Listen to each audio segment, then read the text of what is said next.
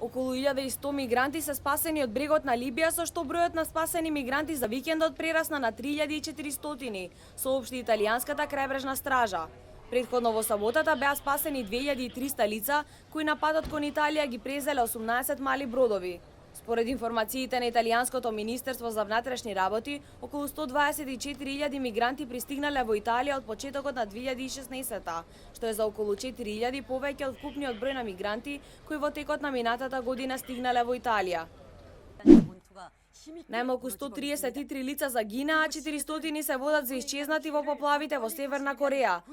Околу 107.000 лица биле принудени да ги напуштат своите домови заради зголемувањето на нивото на реката Тумен, соопшти службата за координирање на хуманитарните прашања при Обединетите нации. Во четвртокот билансот изнесуваше 60 загинати лица.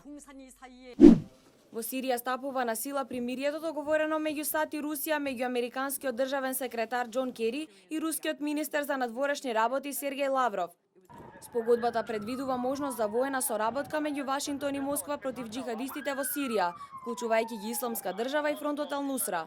Владата на председателот Башар Ал Асад го прифати планот, но опозицијата изрази сомневање дали новото примирие навистина ќе се спроведе во пракса. Ахрар Ал-Шам, најголемата исламистичка бунтовничка група, сепак објави дека нема да се вклучи во примирието и нагласи дека ќе продолжи со борбите. Конфликтот во Сирија започна со мирни антивладини протести во март 2011 година, но набрзо се претвори во војна во која досега загинаа над 250.000 лица. Северна Кореја ги заврши подготовките за нова нуклеарна проба, јави јужнокорејската агенција Јонхап. Според извори од јужнокорејската влада, Северна Кореја може да изврши нов нуклеарен обид во досега неискористен тунел на нуклеарен полигон во планина. Досегашните 5 нуклеарни проби беа извршени во нуклеарниот полигон Пунгени, близу до североисточното крајбрежје на Северна Кореја. Последната и досега најголемата нуклеарна проба беше извршена во петокот и во регионот предизвика земјотрес со јачина од 5,3 степени по Рихтеровата скала.